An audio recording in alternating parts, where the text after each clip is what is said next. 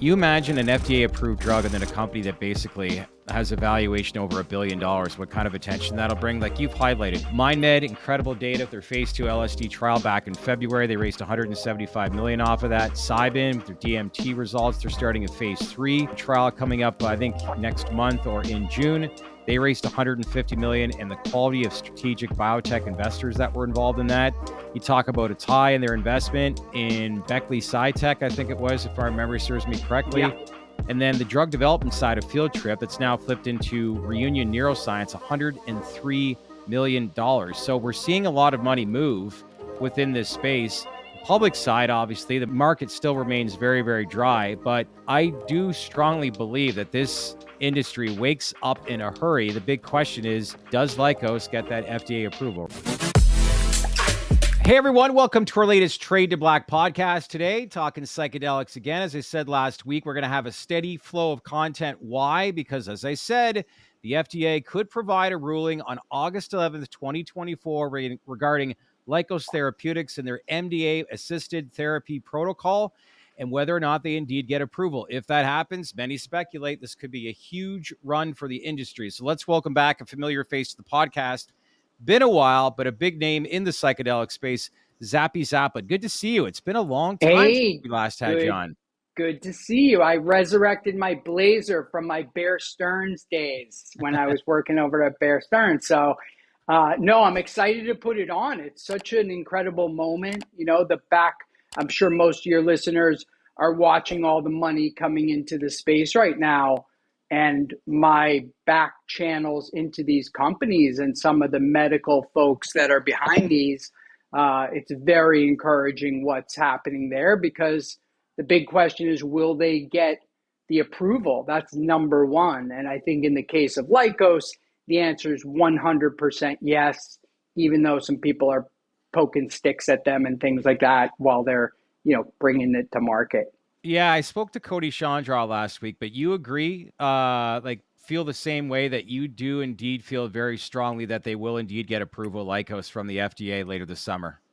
Yeah, absolutely. Because, there was comments from the VA, the Undersecretary of Health there, about their anticipation of how overwhelming was the word he used for the demand that's going to come to the VA for the MDMA therapy. And I think it's just a matter of time, really, where, like most drugs, as they're coming out, there's all kinds of, competition and things. But once they really get out into the patient hands and they start healing people, that's when I think this is absolutely going to go off the wall, because, people are starting to realize, hey, maybe these psychedelic medicines done right can heal, mental health, addiction, and physical pain. So you really have some of the biggest categories in medical and pharma that this category is going to play in. And then you see, AbbVie buying or doing a deal with Gilgamesh. It's like the writing's on the wall, Yeah, well, it's all proof in the data. As you know, we cover the cannabis space too, and the Biden administration announced last week that they're making it official. They're going to move ahead with rescheduling of cannabis. Now comes the comment period, and you can imagine the amount of people that are going to be against and throw some real bomb type of, accusations as to why they shouldn't reschedule it. And psychedelics, I think, in a lot of ways is experiencing, especially with Lykos and their trial. Did you get a chance to review this ICER report? Because I look at it and there's some questions about how the trials were conducted or anything, but there's these anonymous, people that were commenting on it. If you can't provide names, I obviously question the credibility of the source of information that's coming. But what did you make all of that? And is it something that we really shouldn't even bother paying much attention to? Yeah, it's really not something I would pay any attention to, because like I said, there's a lot of gamesmanship and, different special interest groups while these companies are going for their approval. And so ICER basically just said that they didn't like, the amount of oversight or the way that they would have liked more. They were basically saying, we would have liked more evidence. Well, yeah, of course you would have. Why don't you talk about the fact that for 60 years, these things have been too difficult to study. So that's why we don't have the level of information that you would like. But on the surface of it, it's very clear. MDMA for PTSD, it's more than been proven by MAPS. Does somebody think there's a better protocol? Perhaps, who knows? But I think, to put this up against, to say that you're concerned is ridiculous, because I would be a lot more concerned with the pharmaceutical drugs and side effects and alcohol and people committing suicide and being on, For sure. all kinds of antipsychotic medications. When you compare it to that, I think there's absolutely no risk in the world with MDMA for these veterans who came back from the war. I mean, we owe that to them to be able to, take our best shot and not Yeah. have some, because ICER, as far as I'm concerned, they're part of the, the medical establishment. And you've heard me say a million times, but most doctors don't even know about nutrition. So why would I think that they know about psychedelic medicine? Of They course. don't. You got. So who are they backed by, Zappy? Like you said, there's underground people that you don't even know. Who knows? It could be, just a political action committee of people, committed to working to keep the status quo. That's how I see it. And these are such dynamic things that, yes, of course, we want more studying to be done. But if that was the case, I'm sure they wouldn't have come out with the vaccine. I'm sure they wouldn't have, done a lot of things if they had to wait for all the evidence to be in, to have years and years of long-term. But, MDMA, it's been around so long, so many people have taken it and had benefit. And now when you put it in the right setting, like MAPS has done, of course it's going to be incredible for veterans. We just have to let them get it. Yeah. I think it's 100% going through. And like you and I were talking about, and I'm talking about with my friends on Wall Street, the numbers that Lykos, the valuations and things that are happening, I think that's a better indicator than whatever some, cryptic body of medicine thinks. Let me ask you this. They raised back, or announced back in January, that they raised $100 million. Okay. Based on a lot of the data that they announced back, what was that, in September, October? Where does time go? But Yeah. here we are, fast forwarding 9-10 months later. If they were to get approval from the FDA, I can't help but think they're going to launch a Series B financing round, because once you have an FDA approved drug, like $100 million in drug development, yes, that's sounds like a lot of money, but they're going to need a lot more money, to say the least. When I look back, it'll be 3 years next month since Atai Life Sciences launched their IPO, and they went in with a valuation of $2.6 billion. That was during the kind of first phase, the frenzy of this industry. We now have an FDA approved drug. If they were to launch, do you have any idea, based on some of the people on Wall Street, what kind of valuation a company be worth with an FDA approved drug? I mean, without putting a specific number, I'd say it's definitely over $1 billion. I mean, nothing in medical, related to PTSD could possibly be less. So I think, you're going to see Lykos carry that kind of a $1 billion plus valuation. Maybe people are a little more conservative because what happened with some of these other companies in the past. But, you look at what MindMed's doing with their LSD study. You look at, the money they've raised. You look at, some of the money that Cybin's raised, the quality of the money that they've raised. I think it's just a foregone conclusion that this industry is going to be the next $1 trillion industry. You think? And because think about it, pain, mental health, addiction, those are such massive markets on their own that, you could add up to something like that. And so I think for MAPS, definitely they're once they get approval, they're in the billions for sure. Yeah. That's interesting.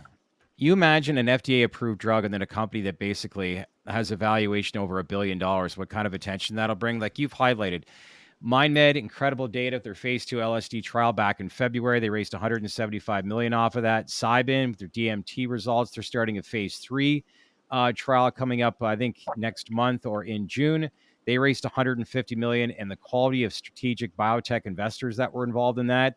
You talk about Atai and their investment in Beckley Psytech, I think it was, if our memory serves me correctly. Yeah. And then the drug development side of Field Trip, that's now flipped into Reunion Neuroscience, $103 million. So we're seeing a lot of money move within this space. The public side, obviously, the market still remains very, very dry. But I do strongly believe that this industry wakes up in a hurry. The big question is, does Lykos get that FDA approval, right? Yeah, I mean, for me, it's an absolute. There's no question about it. They get it, but thinking back on other industries that I've seen on my Wall Street days, and keep in mind, I was originally trained at Drexel Burnham. I became a vice president at Bear Stearns, and so I had a lot of access to the analysts and the traders, and maintained my Milken Global status of Yeah. going to that for the last 15, 20 years. And so I really feel like I have my finger on the pulse. And the regular investors are the last people in. But when you see these high quality investors that are coming into Cybin, you see the money raises and the sizes. These are institutional level players. And what you want to do right now, if you're an individual investor, is just to put some good bets down on the table and don't even look at it. Don't look at, the news, don't look at the charts. Put these things away for the next year, 3 years, 5 years, and you're going to see that you wind up owning some of the future biotech companies that are out there, the pharma companies like in the 1920s, biotech in the 90s. You own a little bit of stock in those, and you can create generational wealth for your family. Yeah. But you have to put it away because there's going to be days where the stock goes up 10 times, and you're like, oh, I think I'm going to sell it. And you sell it, and then you wish you didn't later because it's up 100 times. So just put them away. I had a conversation with Kevin O'Leary a while back at a Milken Global conference, and he said to me about the industry, he said, buy the companies that either have the funding or have access to funding. And we were talking about Cybin, MindMed, Compass, Atai. And he basically said, if they have the money to do the clinical work, and they're going to get through it. We all know it's going to be positive, better than the traditional stuff. And so put it away. Don't look at it. I think that's the hardest part is, when you have a stock that doubles overnight or, 10Xs in a year, you start thinking about selling it. But the people who see the beginning of $1 trillion trend, you really don't need your company to have that much of it to be a huge player.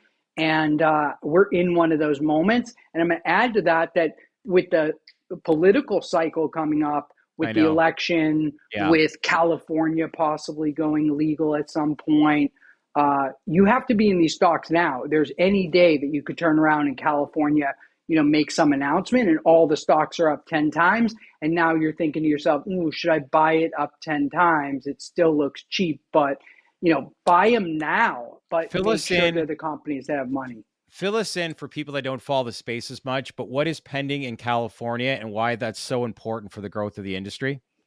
So, there's a few different measures and they have been passed in the past, but I think on the strength right now of the Biden administration, which you said coming forward to reschedule cannabis from Schedule 1 to Schedule 3, that is actually opening the door for the very first time of rescheduling. And I think these other psychedelics like MDMA and psilocybin specifically are going to breeze right through the door a lot faster than anybody else thinks. Could be right on the heels of it. And that kind of a signal from the government gets a lot of people going. And you think about California, if that were a country, it would be the 5th largest economy in the world. So you really only need California. You don't need to worry about New York and Miami and all this kind of stuff. If California goes legal, we've got a major market there, pharmaceutically, recreationally. And like I said, hard to pick who's going to be the winner, but it's definitely going to be some of the players who have money now and have a good pedigree. They will be standing at the end. Well, the big thinking minds of the space, like the Robin Cahart Harrises, like there's been a lot of great feedback and research done in the UK, but all these thinking minds have all moved to California. It wants to be the biotech epicenter of the world when it comes to psychedelics, from what I'm seeing and the amount of research that's taking place. So in the event that were to happen, obviously very lucrative for the industry. And it's something obviously a lot of people should pay attention to as we inch closer and the night of the election, but that would be huge to say the least. I know a lot of times people often think, well, big pharma, they're going to be behind this with their lobbyists and try to prevent the growth of this. But that's so far from the truth. As you said, last week, AbbVie and Gilgamesh announced, I think AbbVie, what's the market cap? I think it's $238 million in the size of that company. Otsuka, with Mindset Pharma. What was that? Probably 6 months ago now. And Yep. yeah, you can And understand that a let lot of me these. Go ahead. let me make one point, Chad, is that as strong as the pharmaceutical companies are and whatever it is that they would like to dictate, the good news for the psychedelic industry is we have a bigger, stronger player in the space on our side, and that's the insurance companies. You know, the United Good Healthcare, the point. Kaisers. These are the guys that are buying all these pharmaceuticals. And I've talked to the top people at United Healthcare in their research and development, and they're running all kinds of trials of their own with psychedelics, with ketamine, S-ketamine, whatever they can get their hands on right now, because they know that it's a lot cheaper for them to leverage ketamine, psilocybin, MDMA than paying for people to be on antipsychotic medications that are very expensive, Right. people going into an emergency room because they're having a panic attack, a talk therapy for the next 20 years. These things are too expensive and they don't work well enough. And so United Healthcare, Kaiser, these guys, they've mandated to the pharmaceutical companies to get to this and get action going in this space. And you're seeing it from AbbVie and some of the other ones. They're responding because they know that these are going to be very sought after, but also the big boss, the people buying all their pharmaceuticals, those guys are absolutely saying right now, we want these psychedelic medicines as soon as possible. So great Are times.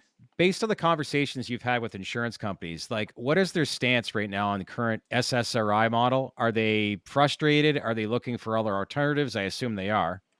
Yeah, they want the alternatives, and they know that ketamine's very cheap. When you look at it as a drug that you're buying, psilocybin's very inexpensive, and so they're thinking to themselves, the things that cost us the most money are these visits to emergency rooms and people who are, Yeah. we're paying for tens of thousands of dollars for antipsychotics. If these much cheaper things can prove out, we want it. And I know they're even doing a side by side. They're intelligent enough to be doing one with ketamine, regular racemic, cheap and expensive ketamine, and Yeah. S-ketamine, which is Spravato that Johnson and Johnson brought out. They're Huge, side by siding that thing. huge And numbers that Spravato is building. I heard on track to do over $1 billion this year. yeah, huge growth between last year and this year. And from from the insurance company standpoint, where they're paying tens of thousands of dollars for the Spravato, they're thinking if the racemic regular ketamine can be just as effective, then that's the one that we're going to prefer. And so Johnson and Johnson may be in for some trouble down the road with that one, because the drug that they mirrored, the molecule, still works better than the one that they have. So no, Oh, I wouldn't necessarily bet on that one big time. huh. Yeah. Interesting.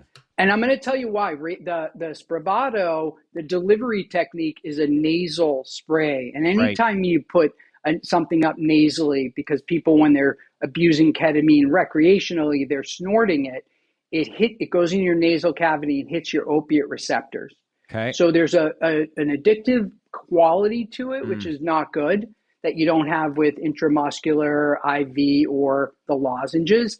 And the highest dose you can get on Spravato is like 26 milligrams in this nostril, 26 here. That's 52 milligrams.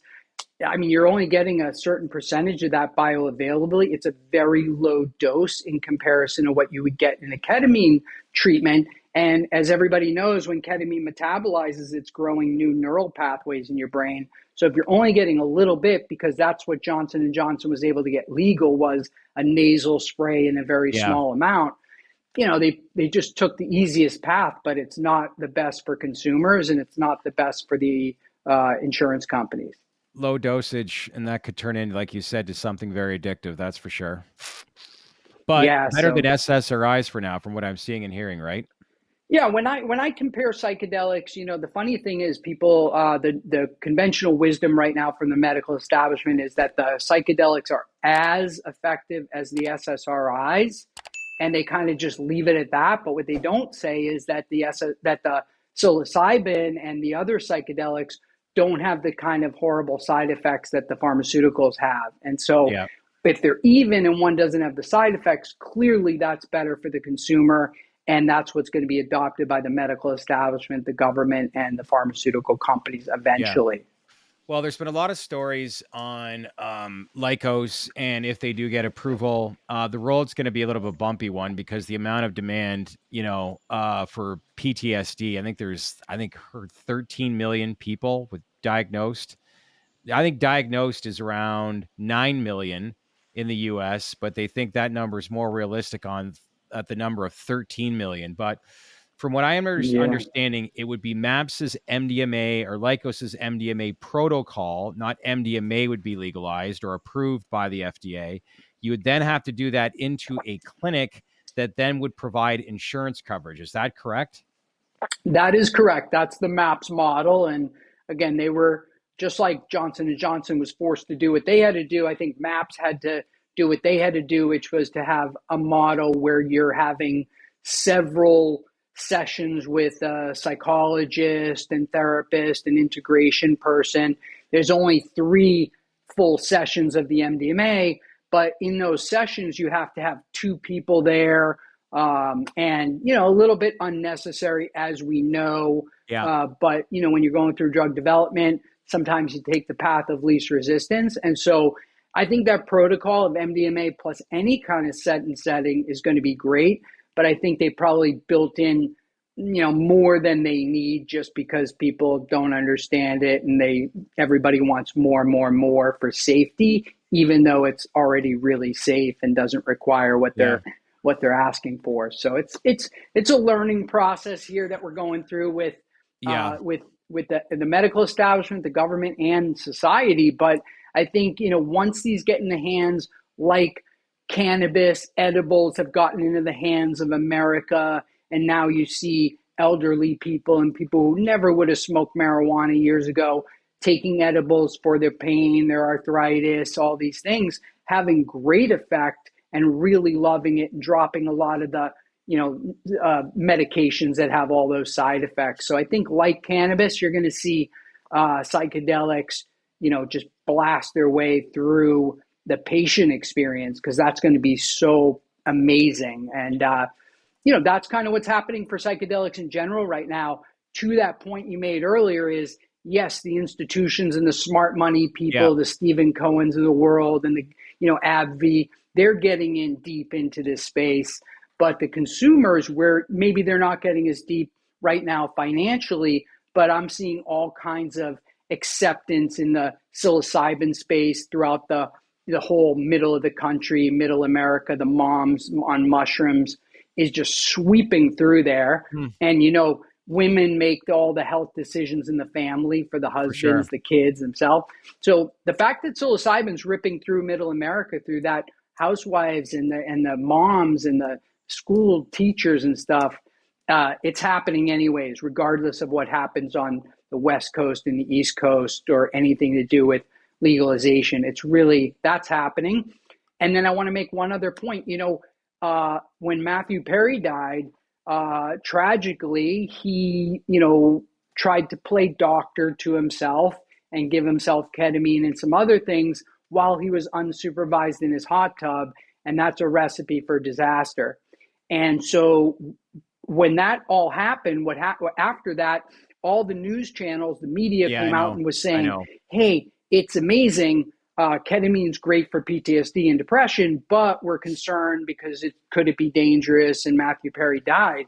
Yeah. But the good news is, Shad, that everybody got left with this impression of ketamine's amazing for mental health, PTSD, anxiety. I need it. I want it. And the demand has absolutely blown up. I had to start a service in Los Angeles with some friends where we send a doctor to your house. You have this protocol of preparation and this experience, and then the aftercare in your own home, because the point of all this is that these psychedelics need to move from the clinic into a better setting, which to me is in people's homes. So it's kind of migrated to where, you had the ketamine clinics with the intramuscular and the IV. Then during the pandemic, it became the lozenges at home because it had to be. And now the VIP, this Keta VIP service in Los Angeles and coming elsewhere is all about the intramuscular because it's the most effective with the medical professional there and the integration and psychology after, so you get as much out of it as possible. And the demand for that in microdoses, this is $1 trillion industry. And like I said, if you're an investor watching, just get yourself either into some of these companies that we've listed, like MindMed or Cybin, and put some bets down. You know what I've learned? I've looked at these 4 or 5, obviously the size of the group of the industry has become smaller, but the opportunity still remains. And that's like the Cybins, MindMeds, Compass Pathways, Atai. If I'm missing any, I apologize, but there's some really good drug development companies. Full disclosure, they are a client of ours, which is Numinous, and they work in collaboration with MAPS. So what happens to a company that's building out a clinical model with a MAPS or AK Lykos when, I guess part of this FDA and insurance coverage is that you're going to have to basically do the measurement or the actual treatment itself in a clinical setting? Do you think that is what the early stage model looks like, and eventually it'll pivot and develop even more years down the road outside of the clinical model? No, that's a good point. It looks like it's going to come out in a model, and to Numinous's credit, somebody has to train all of these MDMA-assisted psychotherapists because according to Rick, when I spoke to him, he's got to train something like 30,000 therapists. It's a huge marketplace and a great job for a lot of people. But to train them, that has to happen fast. MAPS needs help from people like Numinous to get that done. And I think it's going to start in the clinic because, we're coming in from this kind of taboo industry. So it has to go the safest way possible in society's view. But I think very quickly, just like cannabis, if you thought, you needed to go do that in a doctor's office with an edible, then you realize you don't.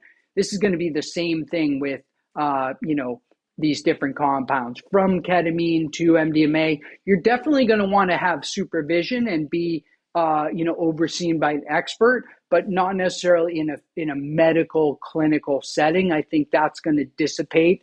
And who knows, we already had one pandemic.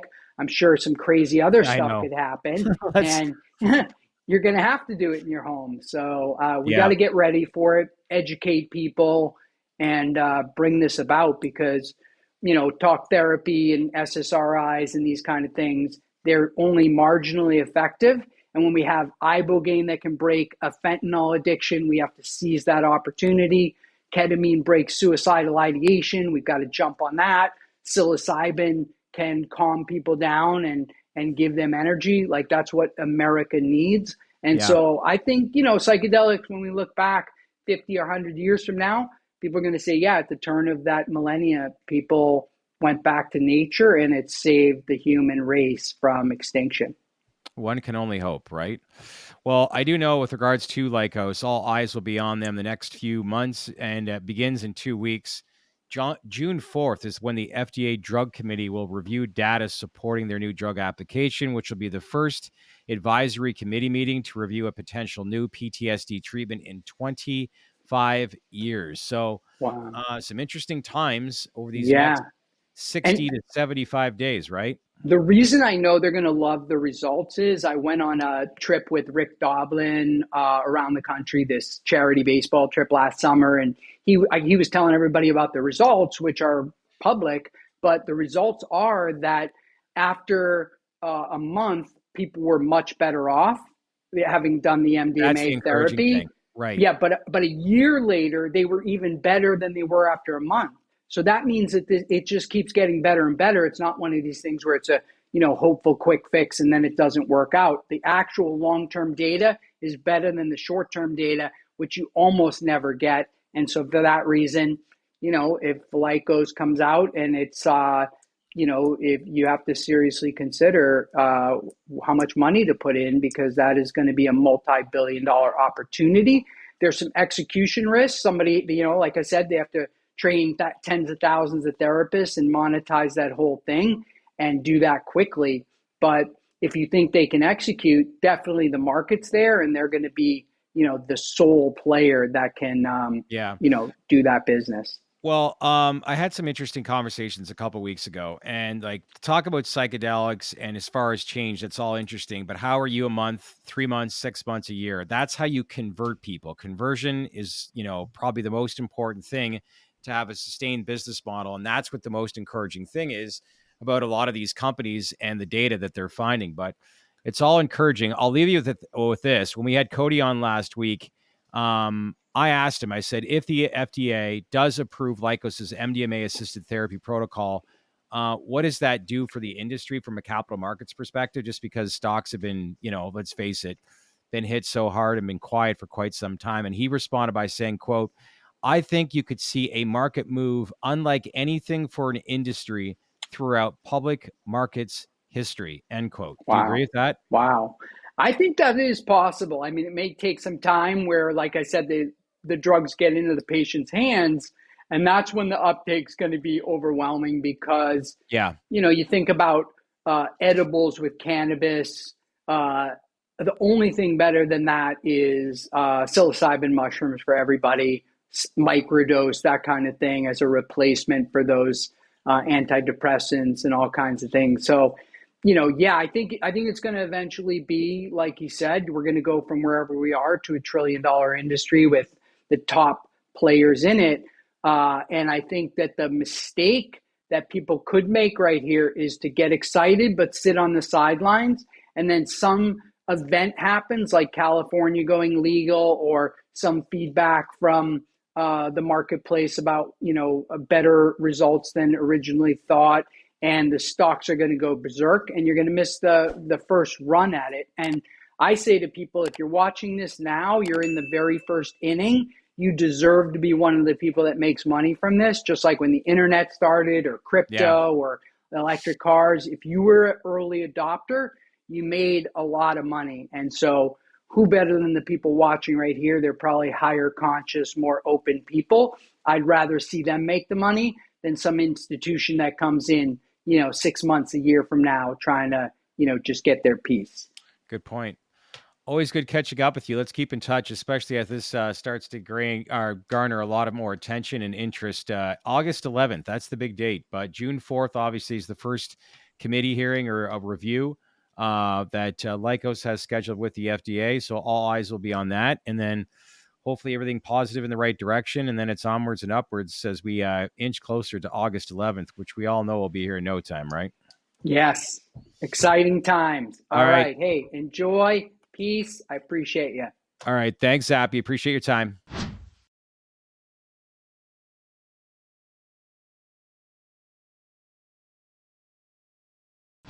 Hey everyone, thanks for watching our latest podcast. What'd you all think? Is there any information that we're missing? Is there anything you want us to cover? As these industries heat up, we're getting access to more and more big hosts. So let us know the questions that you want us to ask for you. As usual, smash that like button. We want this to go viral. Click on that bell for all notifications for the latest interviews that we're doing. And as usual, let's build this community. Subscribe to our channel because we appreciate it, because we wouldn't be here without you. Thanks for watching, everyone.